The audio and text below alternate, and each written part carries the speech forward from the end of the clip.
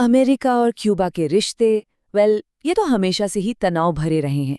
लेकिन हाल ही में कुछ ऐसा हुआ है जिसने इस तनाव को, कह सकते हैं कि एक बिल्कुल नए लेवल पर पहुंचा दिया है।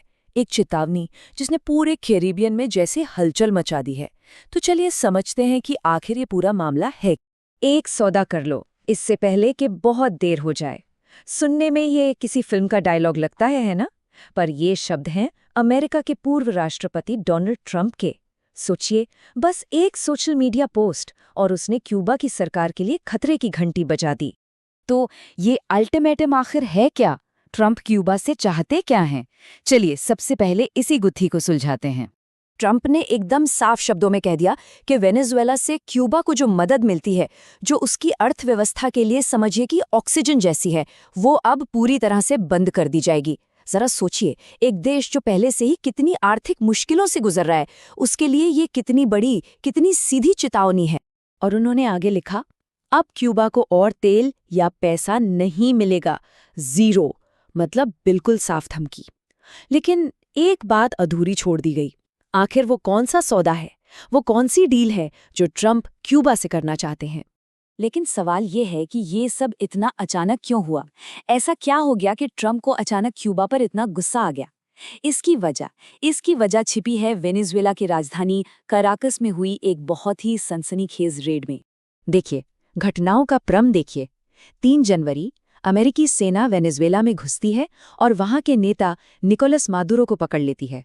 और फिर ठीक 8 दिन बाद 11 जनवरी को ट्रंप क्यूबा को ये धमकी देते हैं। मतलब एकदम साफ है, ये दोनों घटनाएं आपस में जुड़ी हुई। अब अमेरिका का तो कहना है कि ये ऑपरेशन इसलिए किया गया क्योंकि मदुरो और उनकी पत्नी पर ड्रग तस्करी जैसे बहुत गंभीर आरोप हैं और अब उन पर अमेरिकी अदालत में मुकदमा चलेगा।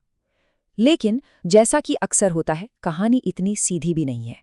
32। स्क्रीन पर ये जो नंबर दिख रहा है, ये सिर्फ एक नंबर नहीं है। ये उन क्यूबाई नागरिकों की संख्या है जो उस अमेरिकी रेड के दौरान मारे गए। और बस यहीं से क्यूबा के लिए ये मामला पर्सनल हो गया। क्यूबा ने इस पर बहुत कड़ी प्रतिक्रिया दी। उनके राष्ट्रपति ने मारे गए इन 32 लोगों को बहादुर लड़ाके बताया, जो आतंकवादियों से लड़ते हुए शहीद हुए। सोचिए, अमेरिका के लिए जो ड्रग तस्कर के साथी थे, वो क्यूबा के लिए शहीद बन गए। एक ही घटना पर 2 बिल्कुल अलग-अलग कहानी। तो फिर मदुरो के पकड़े जाने से क्यूबा को इतनी बड़ी चोट क्यों लगी? इसके लिए हमें वेनेजुएला और क्यूबा के उस खास रिश्ते को, उस गठबंधन को समझना होगा जो अब एक बड़े संकट में है। ये रिश्ता ना एक तरह से सीधा-साधा लेन-देन का था। वेनेजुएला अपने तेल के कुओं से क्यूबा की अर्थव्यवस्था को जिंदा रखता था और बदले में क्यूबा के जो सुरक्षा विशेषज्ञ हैं, वो मादुरो को सत्ता में बनाए रखने में मदद करते थे। एक दूसरे पर निर्भरता का एक खतरनाक खेल था ये। 35,000, ये कोई छोटी मोटी संख्या नहीं है। हर रोज इतने बैरल तेल वेनेजुएला से क्यूबा जाता था। यही तेल था जो क्यूबा की गाड़ियों, उसके कारखानों और उसके घरों को रोशन रखता था। अब जरा सोचिए, जब ये सप्लाई अचानक जीरो हो जाए तो क्या होगा?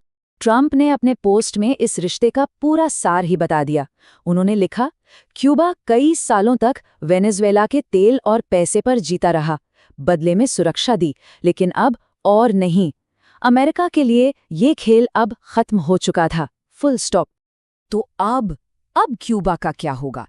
जब उसका सबसे बड़ा सहारा ही छिन गया है, तो ये छोटा सा द्वीप देश अब किस तरह के भविष्य का सामना कर रहा है? और हमें ये नहीं भूलना चाहिए कि मादुरो के पकड़े जाने से पहले ही क्यूबा की हालत खराब थी। वहां पहले से ही ईंधन और बिजली का बड़ा संकट था। अमेरिका वैसे भी उनके तेल टैंकरों को रोक रहा था। और अब तो ऐसा है मानो किसी ने पानी का नल ही पूरी तरह से बंद कर दिया हो। तो वॉशिंगटन में बैठे लोग इस सिचुएशन को कैसे देख रहे हैं? अमेरिकी विदेश मंत्री मार्को रूबियो ने क्यूबा सरकार को एकदम सीधी चेतावनी दी। अगर मैं उनकी जगह होता तो चिंतित होता, वे बहुत बड़ी मुसीबत में हैं। साफ है, अमेरिका को पता है कि उसने क्यूबा को एक बहुत ही मुश्किल स्थिति में धकेल दिया है। और ये दबाव सिर्फ आर्थिक नहीं है, ये मनोवैज्ञानिक भी है।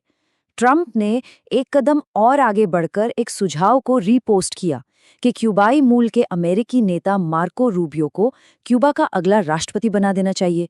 और साथ में क्या लिखा? मुझे ये आइडिया पसंद आया। ये सिर्फ एक राजनीतिक बयान नहीं, ये एक सीधा तंज है। तो सवाल घूम फिरकर वहीं आ जाता है जो ट्रंप ने पूछा था। जब आपका सबसे बड़ा दोस्त जा चुका है, आपकी अर्थव्यवस्था ढहने की कगार पर है, तो आप आखिर क्या सौदा कर सकते हैं? क्यूबा के पास अब कौन से रास्ते बचे हैं? इसका जवाब शायद आने वाला वक्त ही देगा।